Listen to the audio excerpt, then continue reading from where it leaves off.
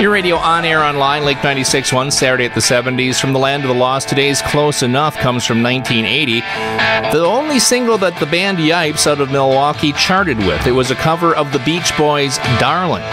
And we're talking with Pete Strand, the bass player from Yipes, as we reflect on the band's brief time in the national limelight. With the choices on the second album, I know Darlin' was the one single that charted along the way. Was that a choice of the band or a choice of the record company? Well, when we were in pre-production, and you know, the second record for any band is the hardest one to write. Mm-hmm. Because your first one, you know, we probably had 50 originals going into the first record and end up with 12, whatever it was, on the record. Mm-hmm. And you kind of get this sense that if a song was rejected for the first record, it's rejected for all time. Right. And so you got to come up with, you know, a whole slew of new songs that are as good as the ones that were on the first. Mm-hmm. So that's what our job was. But we had, you know, like most bands of our era, we'd come up playing covers. And, you know, the way you did it in those days is you had to play 3 or 4 sets, so you'd learn a bunch of songs. And we were doing Kinks and Beatles and Stones and Shirelles and Sam Cooke and Spencer Davis and all those kinds of things, lots of Kinks. And we had made those songs, you know, we a lot of them we had done our own arrangements for. So we were used to playing covers, and the record company said, well, you know, why don't you guys do a pile of these covers? And we recorded a whole bunch of them for demos, like The Letter and Under the Boardwalk and a Kink song.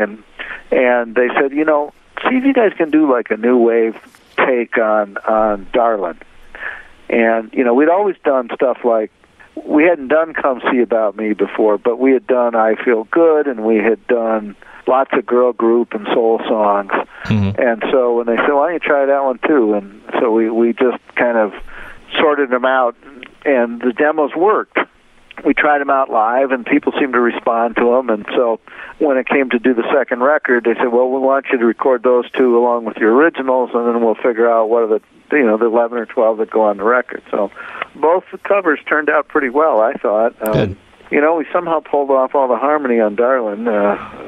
I'm a little more partial to A Bit Irrational because I didn't sing on the first record, and I got recruited to sing on the second, so I'm a little fonder of that one. But that's how that came about. I mean, we had done a lot of different, some of them didn't work, and some did. And the thing is, you did manage to get plenty of support from the hometown crowd because you got plenty of support from Milwaukee radio from what you were doing. We did. We were really lucky. There was a rock station back then called WLPX. Mm-hmm.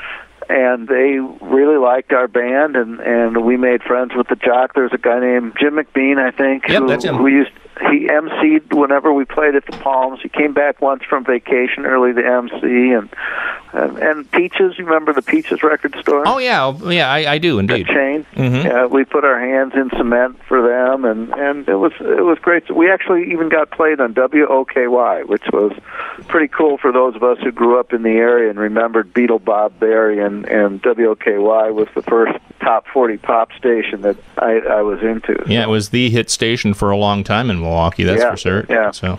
And QFM was good to us too. Bob and Bean was great. Mm-hmm. You know, those are the days that the jocks would go out to the bars and MC shows all the time, and the local bands, and it was a cool scene at the time, and we were part of it, and it felt great. Now, okay, after the second album, what was the situation that happened then? Because I know that Millennium wasn't around for a long time. Was that a contributing factor?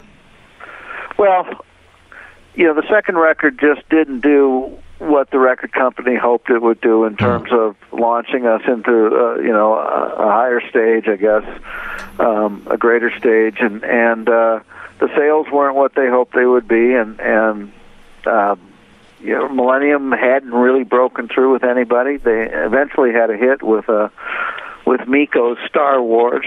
You might remember that, the disco Star Wars theme. A Bit Irrational came out in 1980, and we probably were told that we weren't going to make a third record for Millennium sometime in the spring of 81. Mm-hmm. And then it would just sort of, by consent, we decided that rather than carry on, we would split up Yipes and sort of let it stand as it was, and the rest of us went on our various ways. Pat McCurdy and Mike Hoffman and I took a 3 or 4 month sabbatical, and then we knew of Bob Packner, this brilliant piano player who's now a physician. He'd been playing bass in the Wigs, which is a band we liked a lot and did a bunch of shows with, and in fact, Bobby played piano with Yipes on the farewell nights at the Palms as we ended the Yipes run, and so we formed a new band called Pat McCurdy and the Men About Town, and we recruited a drummer out of Waukesha named Rich Cook, and that went from, early '82 till I retired to go to law school in the fall of '84. So I did a couple more years.